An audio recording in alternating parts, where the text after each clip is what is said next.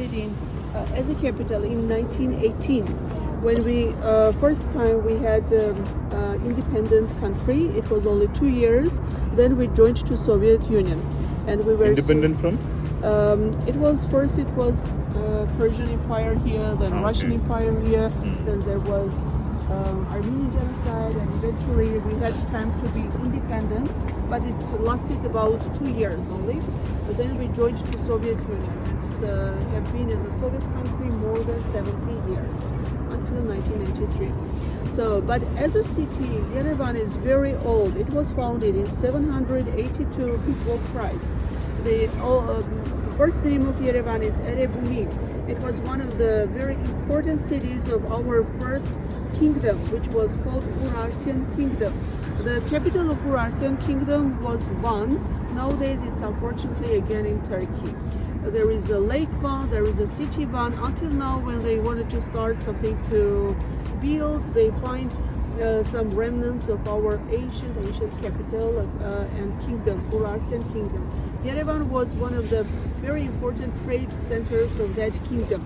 So every year on October we celebrate Yerevan birthday. This year we have celebrated 2,806 years old of our city's age, and every time we celebrate it very nicely. So mostly we have hot balloons in the Republika Square, and we start with hot balloons flying all over Yerevan. And every time we try to give something new, some new gift to Yerevan, to our old and new city. It can be fountains, it can be statues, it can be some new building. So whatever, we try to keep it new, but in the same time, it's very old one. It's older than Rome, 30 years older than Rome. And it is called now Yerevan. By the main project of Yerevan, it should be so that it wasn't be so high buildings. So these high buildings have appeared after independence, after Soviet Union was formed and everything was in chaos. So, but generally by main architect's project, it shouldn't be so high buildings in order not to cover the view to Ararat mountain. And also most of our buildings are made so that from every corner you can see the building, Ararat, the mountain Ararat. About Ararat I will tell later when we'll reach to another place. But Yerevan is called Sunny City. It is called Pink City because of the pink color of the stone. Later I'll show you. That's a volcanic local stone. Mining center is in the western part of Armenia. Most of our buildings are built from that pink color of the stone. Okay. That's why it is called Pink City. It is called Sunny City because it's situated on a valley, and mostly it is sunny here. Like today, you see it's winter, but again it's sunny. And the map of Yerevan, if you look from above, it looks like a sun. It has round streets in the center, and all solar rays come out from these round streets. It's like a sun. We like our city a lot. It's the city center of our all Armenians, because we have only 3 million Armenians living in Armenia, in the Republic of Armenia, but more than 10 million Armenians are spread all over the world. Yeah. It has its explanation also, bless you. That happened after Armenian genocide, but it's another question. And also, according to this, about this park, it is called Victory Park, and it was founded right after end of Second World War, in 1945. As during that time we were part of Soviet Union, our people also participated in that war. As a territory, we weren't damaged that time, but our people, more than 300,000 people were killed during that war, the Second World War. This park was built in the memory of those victory. This is a memorial park, that is an amusement park, and as you knew already, there was a Stalin statue here. The background foundation was the same, but the statue was Stalin, one of the dictator, the cruel dictator of Soviet Union. But some of elder generation respects him because he was the one who could win the war. It was ended with the victory of Russians.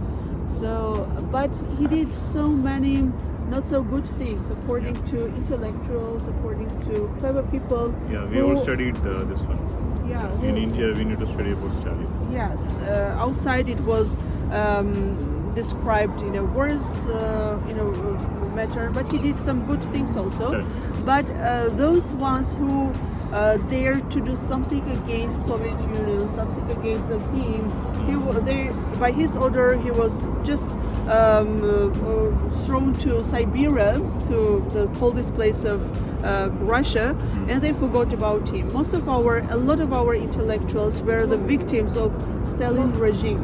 Yeah. And when he died, our people started already not to fear to express their thoughts and everything according to him, and they have decided to demolish the statue of Stalin. Not only in Armenia, but in many ex-Soviet countries and in Russia also, because he really did some cruel, not so human things, according to some intellectuals, some people.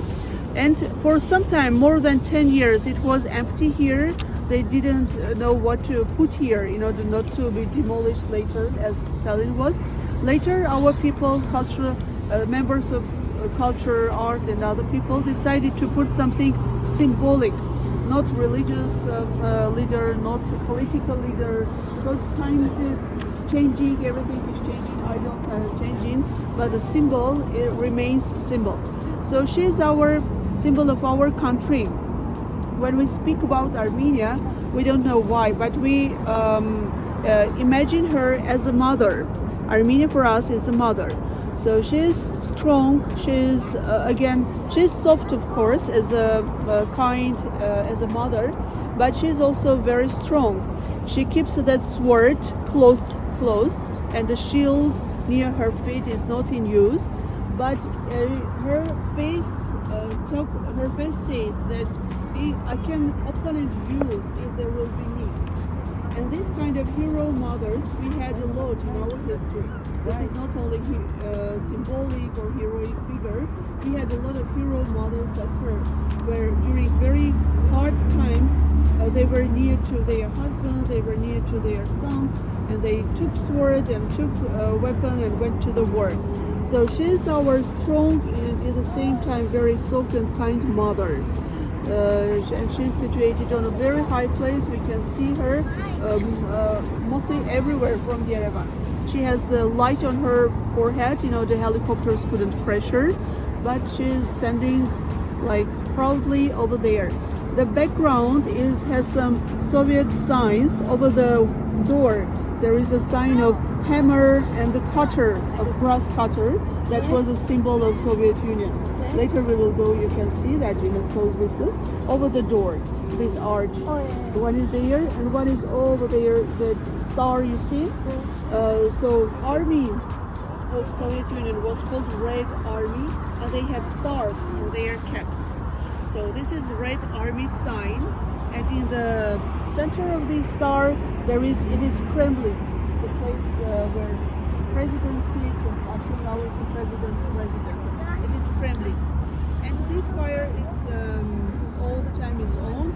It is for the victims of this war, those ones who died, those ones who didn't come back.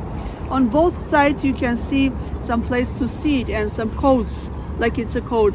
These two places are those people who were lost during that war, and until now there is no information about them. So these are for those lost ones. And these tanks, rockets, airplanes are real. They have participated in Second World War.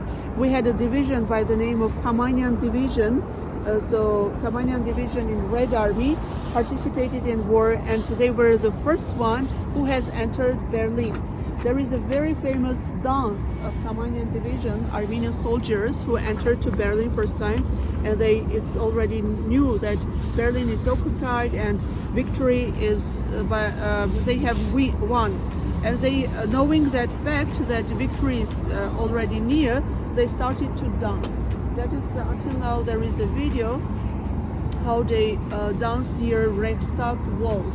Tamanian Division, who was the first who has entered Berlin.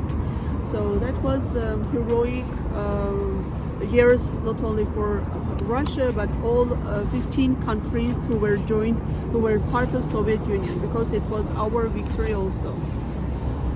So I think this much, but if you will have any questions. From here, if you stand, very nice photo will come with Mother Armenia, if you wish. This is made up